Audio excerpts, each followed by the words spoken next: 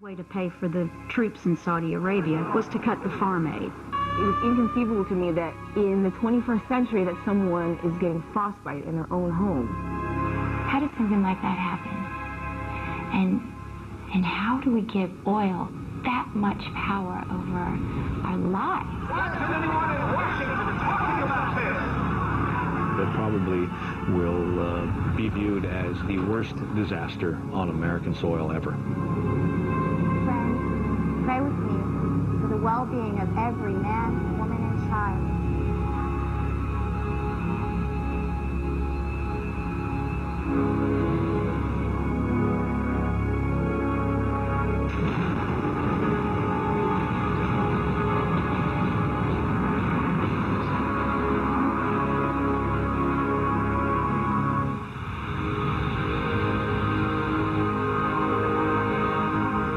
By the summer of 2005, American reliance on oil was at an all-time high. We were the world's #1 consumer, burning a quarter of all the oil produced globally. There were 2 cars for every household. There was even an oil man in the White House.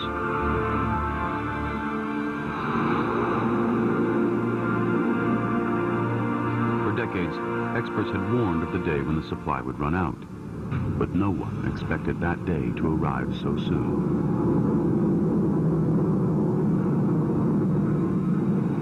Off the coast of Louisiana, a Category 4 storm was brewing.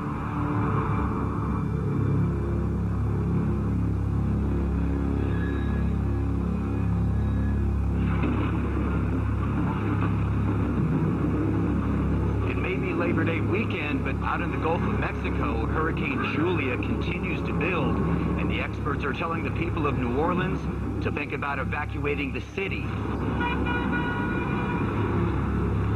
Joining us is Frank Milner. He is the Director of Emergency Management right here in Jefferson Parish. And Frank, what do you say to the folks who have not yet evacuated? Get out while you can. Julia is a Category 4 hurricane. This city is 13 feet below sea level and surrounded by water on 3 sides. If New Orleans takes a direct hit, we're going to be the next Atlantis.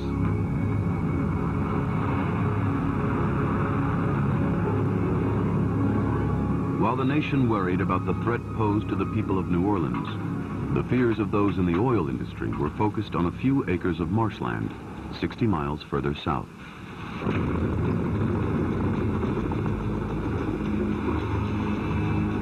Before Hurricane Julia, most people had never even heard of Port Fourchon, but it was the vital hub of American oil supply, providing more than 15% of the 20 million barrels of oil consumed each day.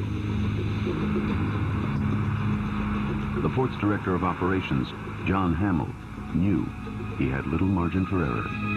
We didn't know for sure that the hurricane was going to hit us, but after Hurricane Ivan, I wasn't going to take any chances. My priority was to get the oil workers the hell out of there.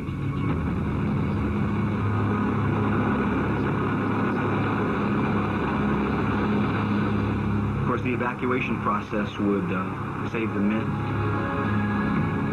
but it wouldn't protect the billions and billions of dollars of oil and the drilling infrastructure out there in the Gulf of Mexico.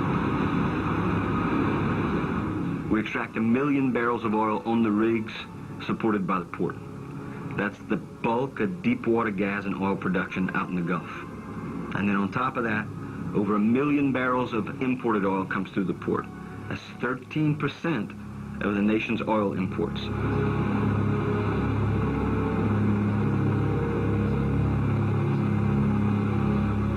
The majority of these foreign imports flowed through the essential Loop pipeline. It surfaced from the Gulf right outside John Hamill's office. It is a pipeline that runs on the ocean floor, goes out 18 miles into the Gulf, into approximately 120 feet of water. Super tankers, ships pull up from all over the place, attach into it, and then we process it through Port Fourchon. And from there it's distributed domestically to 30% of the pipelines out into the United States of America. 1 million barrels a day. That evening, government officials met to discuss emergency management plans for New Orleans and Port Fourchon should Hurricane Julia strike. Representing the Department of Energy was Undersecretary Jack Roden. We had been following Julia for several days. It had avoided Key West and gone between the narrow straits between Key West and Cuba. So it was time to really be concerned about it. I knew that if the port were devastated, that it would blow a hole in the American economy and that it would affect the livelihoods of everyone in the nation.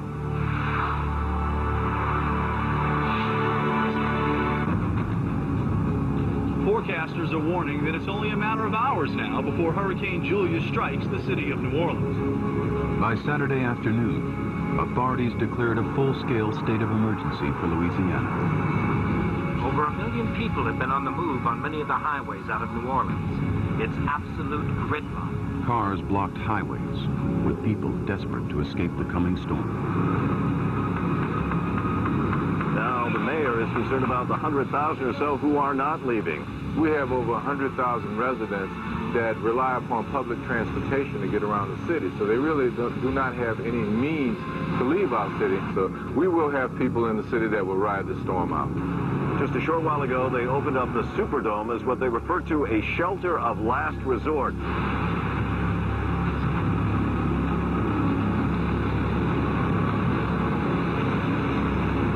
I live only a few miles away from here.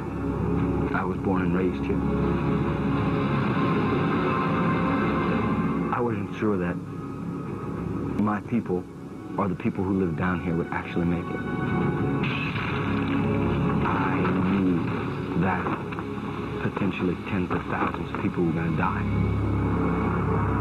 At 6 a.m., Hurricane Julia made landfall, directly hitting Port Fourchon.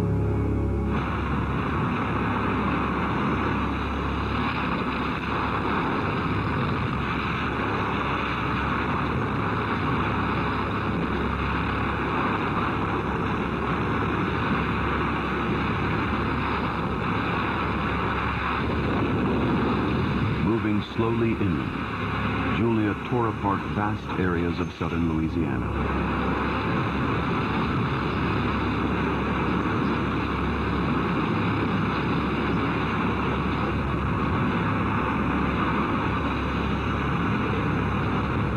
Devastating scenes are being reported in hurricane-stricken New Orleans. Hundreds are feared dead, with emergency services unable to cope. Phone lines are down in many areas, so if you're stuck in a building and you Although the city itself was spared the full force of the hurricane, parishes surrounding New Orleans were devastated.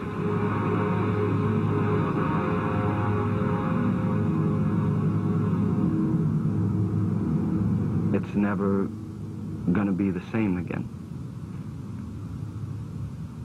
Many people were lost. And you can't retrieve lives. In Louisiana, 1,476 people would die at the hands of Julia. But the oil crisis that followed would claim tens of thousands more lives in the months to come. That Labor Day weekend, with lines of communication cut off, government officials had no way of knowing the extent of the damage. Everyone was desperate for information. I wanted to give the Secretary of Energy and the President of the United States the best possible advice I could give. But my advice and my counsel was dependent on information from Port Fourchon.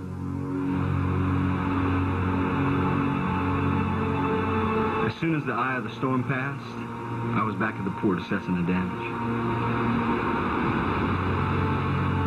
The port was an absolute mess. Entire platforms had simply disappeared.